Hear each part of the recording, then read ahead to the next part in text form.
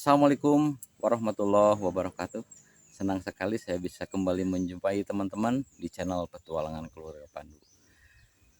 Mumpung lagi di kebun nih, saya akan berbagi tips bagaimana cara menyalakan api unggun pada saat kita melakukan pendakian atau pada saat kita bertualang dan kita mengalami keadaan darurat. Daruratnya seperti apa? Contoh korek api rusak, kompor gas pemantiknya rusak semuanya. Nah, benteng terakhir yang harus teman-teman bawa pada saat bertualang itu adalah fire starter atau pemantik api. Itu adalah alat terakhir yang bisa kita gunakan untuk membuat api unggun, yang berguna untuk masak, berguna untuk menghangatkan diri, berguna untuk membuat sinyal SOS pada saat kita survival ya. Ikuti langkah selanjutnya. Tutorial ini saya buat karena saya pernah mengalami satu kejadian. Ada teman-teman dalam satu lingkungan camping ground, mereka tidak bisa menyalakan api unggun. Wah, keterlaluan itu ya. Teman-teman jangan sampai seperti itu ya. Kalau bertualang itu harus siap segalanya.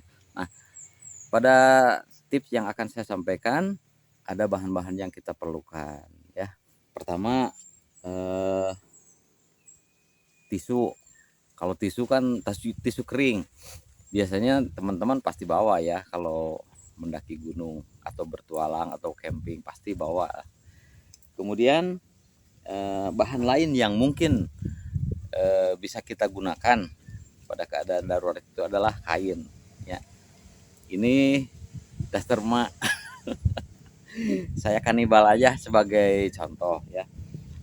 Kain lainnya kalau praktik di lapangannya itu bisa slayer, bisa bab, kalau perlu sempak Anda itu bisa jadi bahan untuk menyalakan api unggun. Kemudian ini yang jarang sekali orang berpikir bisa terjerumus pada satu keadaan darurat, yaitu saya selalu membawa sebotol kecil spiritus ya. Ini spiritus teman-teman. Kemudian yang jangan sampai pernah ketinggalan adalah fire starter atau pemantik api. Bagaimana cara menggunakan bahan dan alat yang saya sebutkan tadi? Ikuti terus video berikut ini. Sebelum kita menyalakan api unggun, tentu saja kita memerlukan bahan-bahan untuk dibakar ya. Jadi kita cari ranting-ranting kecil seperti ini ya. Nah, saya sudah ambil contoh seperti ini. Ini kan di kebun banyak ya. Apalagi di gunung lebih banyak lagi. Kumpulkan yang kecil-kecil ini seperti ini supaya lebih mudah terbakar ya. Yang lebih gede juga kita perlukan ya. Seperti itu. Catatannya cari yang kering ya. Kalau di gunung pasti banyak. Kemudian bagaimana cara menyusunnya? Kita lihat cara berikut seperti ini. Kita harus menyusun ranting-ranting kecil ini dengan teknik tertentu supaya lebih mudah terbakar. Caranya kita harus memberikan ruang yang agak lumayan luas di sebelah bawah seperti ini. Baru kita simpan ranting-ranting yang kecil di atasnya. Jangan dulu yang besar ya.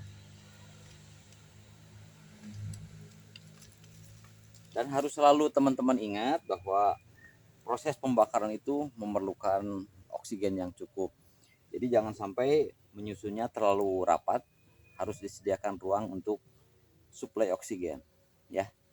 Kalau sudah terbentuk seperti ini ya, kita siapkan bahan-bahan yang tadi saya sebutkan untuk menyalakan api unggun. Kita ambil kain ya contohnya. Nanti teman-teman kalau tidak ada kain, selayarnya sayang dibuat untuk api unggun bisa menggunakan tisu.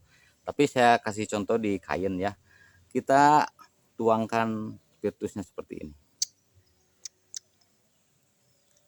Nah, kalau semua sudah agak basah, kita simpan di ruangan paling bawah di api unggun ini ya. Baru kita gunakan fire starternya. Oke. Bismillahirrahmanirrahim. Langsung menyala. Kalau tidak terlihat, saya akan membakar daun yang kering.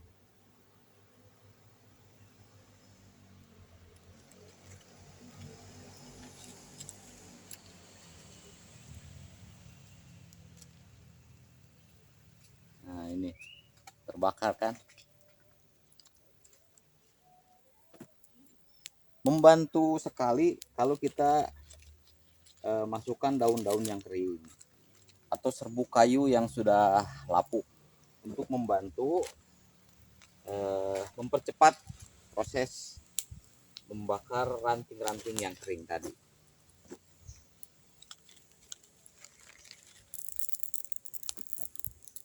Dengan menggunakan bahan kain tadi, menyalanya akan lebih lama. Beda lagi kalau dengan menggunakan tisu. Kalau tisu itu geraknya harus lebih cepat. Kalau dengan kain itu menyalanya lumayan lama. Jadi si kayu bakar ini lebih cepat terbakar. Kalau apinya sudah mulai stabil, kita tambahkan sedikit demi sedikit supaya nyala apinya tambah besar. Bul, tapi untuk ukuran api unggunnya jangan terlalu besar supaya kita lebih mudah mengendalikan apinya. Jangan sampai terjadi seperti hal di Bromo ya, kebakaran karena tidak bijaksana menggunakan api. Inilah kawan-kawan semua cara mudah menyalakan api pada saat darurat ya. Mudah-mudahan video ini bermanfaat. Nyala, Anda selamat, Anda bisa kembali memasak mie rebus. Teman-teman sekalian, selain menggunakan bahan tisu, kain, teman-teman juga bisa menggunakan ini adalah serbuk kayu yang sudah lapuk. Kalau di gunung insya Allah banyak ya, terdapat kayu yang sudah lapuk dan itu bisa menjadi media pembakaran spiritus yang bagus. Selain itu, teman-teman juga bisa menggunakan ini ya, abu sisa pembakaran atau namanya bahasa Sunda mana lebu. Nah, abu ini bisa kita siram dengan spiritus, itu mudah menyala. Syaratnya harus kering ya. Kemudian bisa juga menggunakan debu tanah yang kering, pasir yang halus juga bisa. Jadi media-media yang saya sebutkan tadi tinggal disemprot dengan spiritus, disambar dengan fire starter, itu mudah sekali terbakar.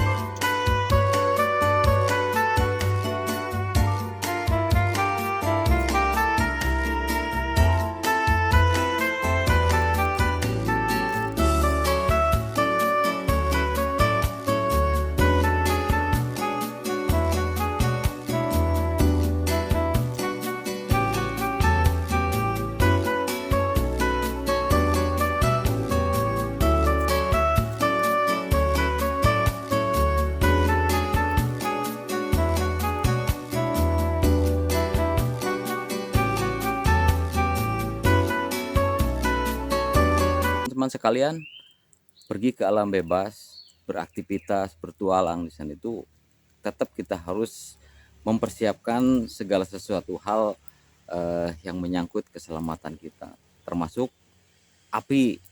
Api merupakan benteng terakhir keselamatan kita bila kita masuk dalam situasi darurat seperti itu. Membawa sebotol kecil spiritus ini tidak akan memberatkan teman-teman ya, ringan sekali, tapi manfaatnya besar. Kemudian fire starter juga ringan, harganya murah. Spiritus juga murah, beli seperempat liter itu bisa digunakan berkali-kali. Dan ini hanya kita gunakan pada saat alat-alat yang biasa kita gunakan, korek api, korek gas, kompor, itu semua sudah tidak berfungsi. Nah, benteng terakhir adalah ini dan fire starter. Teman-teman, bertualanglah secara bijak. Terima kasih sudah menonton video ini, semoga menginspirasi. Terima kasih sekali lagi. Assalamualaikum warahmatullahi wabarakatuh.